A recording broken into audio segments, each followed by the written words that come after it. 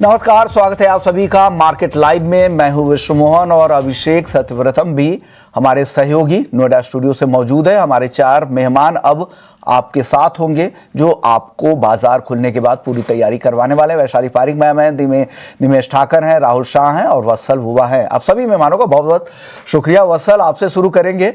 Good morning, बताइए आज आपने क्या आइडेंटिफाई किया है, आपके टॉप ट्रेड्स क्या हैं?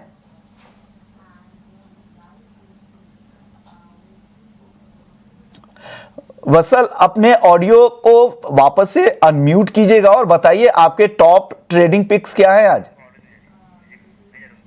शायद ऑडियो में उनके कुछ दिक्कत है। हमारे साथ वत्सल भुआ तैयार हो गए। वत्सल, आई होप कि आपको ऑडियो हमारी अब साफ जा रही है। गुड मॉर्निंग, बताइए आपने कौन से शेयर आज सिलेक्ट किए हैं? तो मेरे 3 स्टॉक रहेंगे। पहला स्टॉक रहेगा ऑटो सेक्टर से बजाज ऑटो। तो ये एक स्टॉक है जिसने जो ऑटो इंडेक्स में ऑटो सेक्टर में हमें जो एक रैली थी उसमें पार्टिसिपेट नहीं किया था। 2 व्हीलर स्टॉक है। तो स्टॉक की अगर मैं चार्ट सेटअप की बात करूं तो अगर चार्ट स्ट्रक्चर की बात करूं तो एक अच्छा खासा बेस फॉर्मेशन दिख रहा है स्टॉक में। अगर मैं डेली चार्ट की बात करूं तो कल हमें एक अच्छी खासी कल कॉन्फिडेंट क्लोजिंग देखने को मिली। अगर मैं वीकली चार्ट की बात करूं तो यहाँ हमें एक बॉलिंगर बैंड स्क्वीज देखने को मिला है। Stock is sustaining about it's upper Bollinger band. तो मुझे लगता है कि स्टॉक में एक अच्छा खासा अपसाइड मोमेंटम बन सकता है। यस वत्सल जी, आपने कौन सा शेयर बोला है? बजाज ऑटो। कौन सा शेयर आपने बोला? बजाज ऑटो। ठीक है सर, ठीक है sir, please continue. So Bajaj auto को आप बाय कर सकते हैं। 10,000 के टारगेट रख सकते हैं। 8900 का एक स्टॉप लॉस रख के चलना होगा। तो अगर स्टॉक के चार्ट सेटअप की बात करूं तो स्टॉक अपने अपर बॉलिंगर बैंड के ऊपर सस्टेन कर रहा है ऑन द वीकली चार्ट, और बॉलिंगर बैंड हमें स्क्वीज देखने को मिल रहा है ऑन द अपसाइड। तो मुझे लगता है एक एक्सपेंशन स्टॉक में आ सकता है। That can take stock towards the levels of 10,000 levels.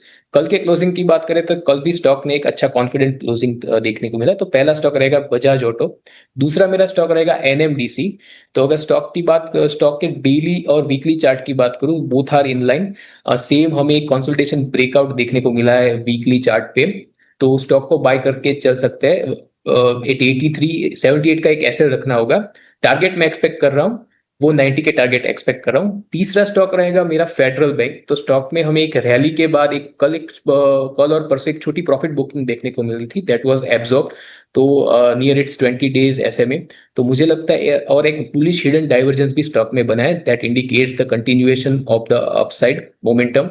तो मुझे लगता है स्टॉक में बाय करके चल सकते हैं। 268 के लेवल पे बाय करके चल सकते हैं। 255 का एक स्टॉप लॉस रहेगा। 285 के टारगेट्स में एक्सपेक्ट करूंगा शॉर्ट टर्म के लिए।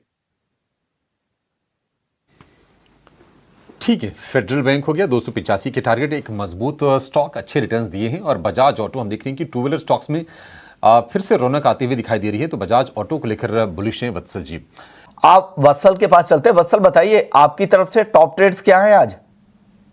तो मुझे जो स्टॉक पसंद आ रहा है वो है टाटा स्टील। मुझे अच्छा लग रहा है। स्टील में एक पॉजिटिव सेंटिमेंट भी बन रहा है। तो स्टॉक ने एक ब्रेकआउट भी दिया है, कंसोलिडेशन ब्रेकआउट भी दिया है। तो स्टॉक को करंट लेवल्स पे बाय करके चला जा सकता है। 174 का एक एसएल लगाया जा सकता है। और टारगेट में एक्सपेक्ट कर रहा हूँ 186 के टारगेट में एक्सपेक्ट करके चल सकते हैं स्टॉक में फॉर शॉर्ट टर्म। 186 तक के टारगेट के लिए यहां पर खरीदारी की रहा है टाटा स्टील। और आज देखिए सारे स्टील काउंटर चल रहे हैं। जिस तरह से सेफगार्ड ड्यूटी का फैसला सरकार की तरफ से किया गया है, सबसे ज्यादा एक्शन भी वहीं पे दिख रहा है। 186 का टारगेट, 174 का स्टॉप लॉस टाटा स्टील में के लिए यहां पर वत्सल की राय है। इसके अलावा स्टील अथॉरिटी देखिए, जेएसडब्ल्यू स्टील, ये दोनों काउंटर काफी चल रहे हैं। इन दोनों पर भी राय ले ही लेते हैं। वत्सल, आपने स्टील काउंटर ही चुना है, इन दोनों पर भी राय दे दीजिए, जेएसडब्ल्यू स्टील पर और स्टील अथॉरिटी ऑफ इंडिया पर, सेल पर। जी, अगर मैं जेएसडब्ल्यू स्टील टाटा स्टील दोनों की बात करूं तो दोनों में ऑलवेज जो चार्ट स्ट्रक्चर है वो काफी सिमिलर है। अगर जेएसडब्ल्यू स्टील की बात करें तो स्टॉक ने एक कंसोलिडेशन ब्रेकआउट दिया है। पर हालांकि अगर मैं जेएसडब्ल्यू स्टील की बात करूं तो जो स्टॉक है वो अपने जो काफी क्रूशियल जो एक रेजिस्टेंस पॉइंट है जो कि है 1160 से 1165, ये काफी एक स्ट्रॉन्ग रेजिस्टेंस जोन है स्टॉक में। तो मैं जेएसडब्ल्यू स्टील में बाय करने की सलाह दूंगा if stock sustains about the level of 1160।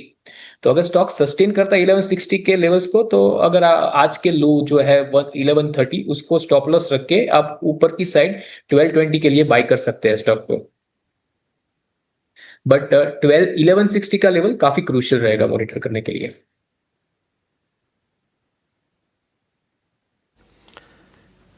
ठीक है, ये राय होगी स्टील स्टॉक्स को लेकर। एक बार पीवीआर पर आपसे वत्सल जी राय जानना चाहेंगे। लगातार हम देख रहे थे कि पीवीआर में गिरावट आ रही थी, लेकिन 1000 रुपए के आसपास आकर पीवीआर की जो गिरावट है वो थमती हुई नजर आ रही है। आज 1% के आसपास के गेंस हैं, 1004 रुपए का भाव। पीवीआर आपको लगता है संभल जाएगा? कोई ट्रेड बन रहा है इसमें या फिर अवॉइड कर दें इसको?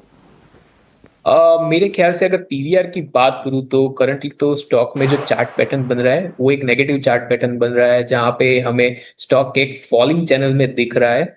और अगर आरएसआई की बात करें तो RSI is also making lower highs. तो मुझे लगता है कि स्टॉक को फिलहाल अवॉइड करना चाहिए। स्टॉक में एक लॉन्ग पोजीशन के लिए स्टॉक को तभी कंसिडर करना चाहिए जब स्टॉक 1070 के ऊपर सस्टेन करे, तभी स्टॉक में एक लॉन्ग पोजीशन कंसिडर करनी चाहिए। तब तक मुझे लगता है कोई भी अगर स्टॉक में एक बढ़त मिले तो उसको एक रिकवरी या रिबाउंड की तरह ही देखना चाहिए। तो मुझे लगता है कि स्टॉक को फिलहाल अवॉइड करना चाहिए।